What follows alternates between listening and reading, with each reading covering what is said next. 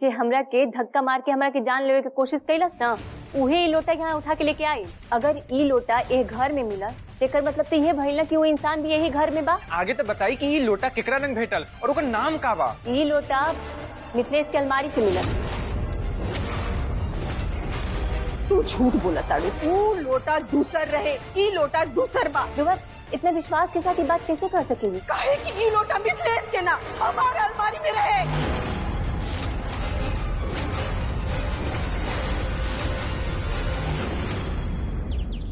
ध्रुवा लोग के सबूत चाहिए ना, सबूत ही टेबल पे बा,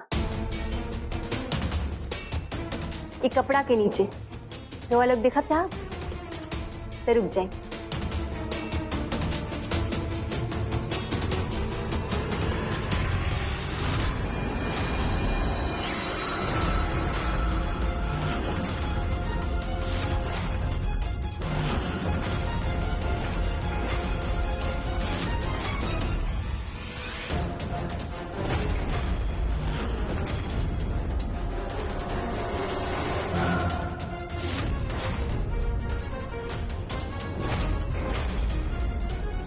अरे ई तो उहे लोटा बा जौन लोटा लेके रउआ उ दिन नाग देवता के मंदिर में दूध चढ़ावे गइल रहनी। हाँ ये तो वैसे लगा था। लागत है ना, बल्कि ई उहे लोटा बा।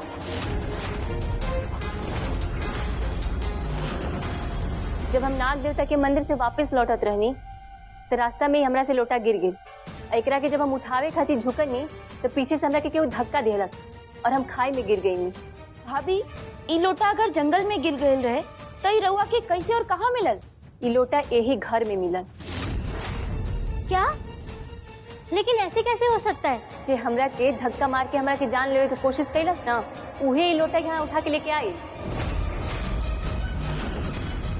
अब रउए लोग बताई, अगर ई लोटा ए घर में मिला तेकर मतलब तो ये भइल ना कि वो इंसान भी यही घर में बा।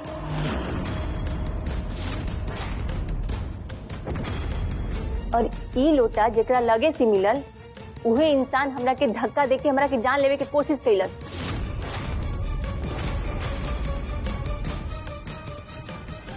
बताई गोपाल, हम सही कहा तनी ना? संगमित्रा, हम सही कहा तनी? प्रीति, रुआ के का लागता? सही कहा तनी हम? नागेश, रुआ बताई सही बाना?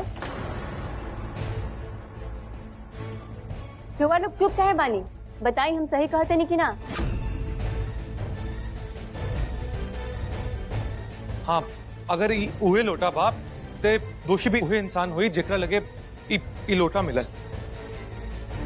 अब हाँ भाभी, रउआ एकदम सही कहा तानी। मिथिलेश, रुआ के का लागता? हम जन कहा तनी सही बात बाकी ना? अम्मा जी, रुआ चुप कहे बानी? बताएं हम सही कहा तनी कि ना? बोली ना अम्मा जी, जेकरा लगे से ही लोटा मिलल उहे इंसान हमरा के जान से मारे के कोशिश कैलस, ये बात सही बाकी ना? रुआ के का लागता? राउर बात एकदम सही बा भाभी, लेकिन आगे तो बताई कि ये लोटा केकरा रंग भेटल और ओकर नाम का बा? हाँ रे तू बतावा के बाऊ पापे इंसान? हमनी सबके जाने के बा भाभी, बताइए उनका नाम। देखो ऋतु, ज्यादा मत सोचो, जल्दी बताओ वो कौन है।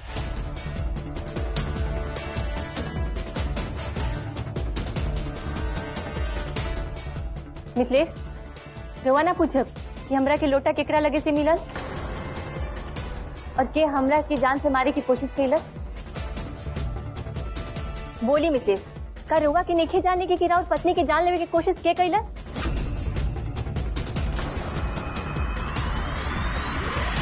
कहीं ऐसा तो नहीं कि रुआ वही इंसान के बारे में जानत नहीं या जानबूझ के चुप बानी? रितु, अरे मिथिलेश के कुछ बोले के मन नहीं खे तो काहे जबरदस्ती करत आड़ू? अरे एक को सवाल पूछ पूछ के का साबित करना चाहत आड़ू? काहे ना बार बार पूछे अम्मा जी? सबका के जाने के बाद कि लोटा केकरा लगे से मिलल। बाकी मिसेज चुप बानी, कहीं के निखे जाने के का? अरे हो ही कुछ कारण?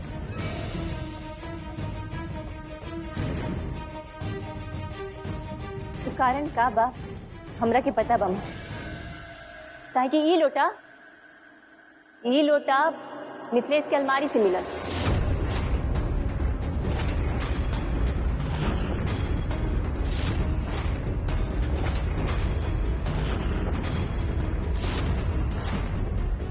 का भाभी रुआ ई का कहता नहीं, ई कब्बो ना हो सकेला।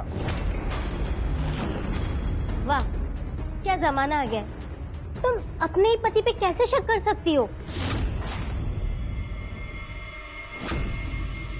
देखा रे तू तेरा के जरूर कुछ गलत फहमी भइल बा। हाँ, ये जो तू कहता रू ई विश्वास करे लायक नहीं के। भाभी मिथिलेश भैया रउआ से इतना प्यार करी ने और रउआ इतना गंभीर आरोप भैया पे लगावा तानी, ये कैसे हो सकेला? भैया रउआ के मारे की कोशिश काहे करी है?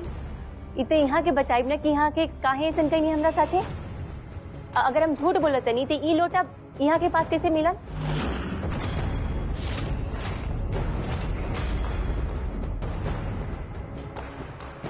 बताई मुझे, का हम झूठ बोलते नहीं? हमरा लगे सबूत बा कि रउआ ही हमरा की जान से मारे की कोशिश कैले बानी। अगर हम झूठ बोलते नहीं तो बताई सबका के कि रउआ नाग देवता के मंदिर पहाड़ी पे का करे गई रहनी और ये लोटा रउआ के कैसे मिलल? रउआ लगे ये बात के जवाब नहीं के, काहे कि दोषी रउआ बानी। अरे चले ना, पकड़े जाए के डर से रउआ सबूत मिटावे की कोशिश कईनी। और तो और अब जिंदा जब वापस घरे लौट के आईनी तो रउआ दोबारा हमरा के गला घोट के मारे की कोशिश भी कईनी। बताई मिथिलेश, सबके जवाब जाने के बाद। अरे बोलत काहे कि चुप काहे बानी? हाँ हाँ, तरह के जान से मारे की कोशिश हम कैले बनी।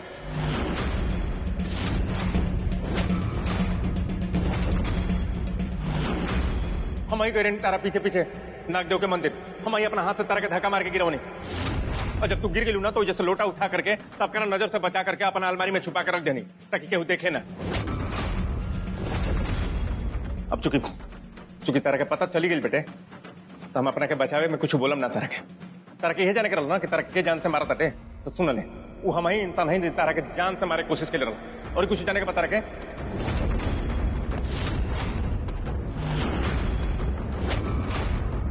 लेकिन काहे मिथिलेश, जो ऐसा काहे कहीं नहीं? हमारे के बात तन क्यों ना कोनो पछतावा नहीं, और हम अपने आप के स्वीकारता नहीं कि हम तारा के जान से मारे के कोशिश कैले रहनी। लेकिन काहे? कोनो तो कारण हुई ना? देखा रे तू, वो का कारण बा का नहीं है हम तारा के ना बता सकिला। तू एक हाली नहीं, तू 100 हाली पूछो तब हम तारा के ना बताई। काहे ना बताए? इतना घटिया काम कैले बनी, रुआ जवाब दे ही के पड़ी। तारा जाने के बड़ा शौक रहे ना कि वो पापी इंसान के रहे। तारा के एक हाली ना, तारा के 100 हाली कहता नहीं कि हम ही हैं ये तारा के जान से मारे कोशिश कैलस।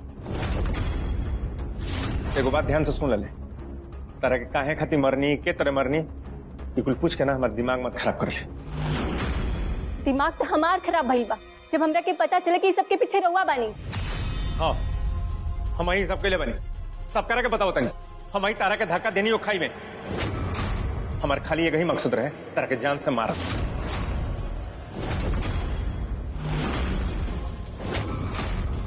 सब कुछ तो बता दे तारा के, अब एक से ज्यादा कारण और का चाहते रहो तुम? का बताई तारा के?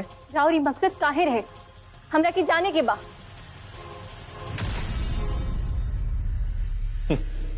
बच गेलू ना तो ये सवाल हमारा से पूछ रहा बड़ो।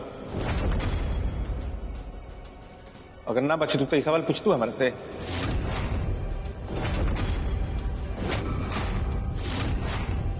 जब हमारा आत्मा रउआ से यही सवाल पूछे तो बार बार पूछे कि रउआ ऐसा काहे कहीं? बोली मिथिलेश, काहे कहीं? जवाब दिए। बस करा ऋतु,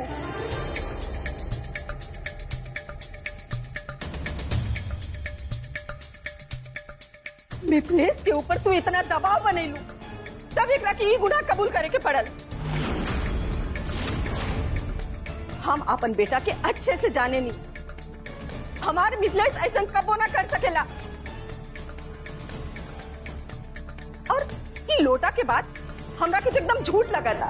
अरे जब लोटा वहाँ खाई में गिर गए रहे तब फिर ये लोटा मिथिलेश का अलमारी में कैसे मिलल?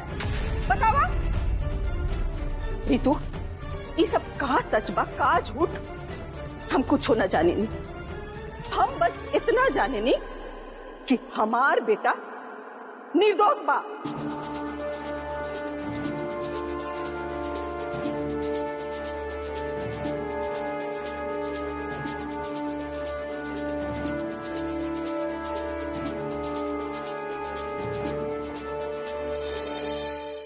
ई लोटा देखा था नहीं अम्मा जी? ई उहे लोटा हा जेकरा के हम दूध चढ़ावे खातिर नाग देवता के मंदिर गई रहनी, और ई लोटा हमरा के मिथिलेश के अलमारी से मिलल।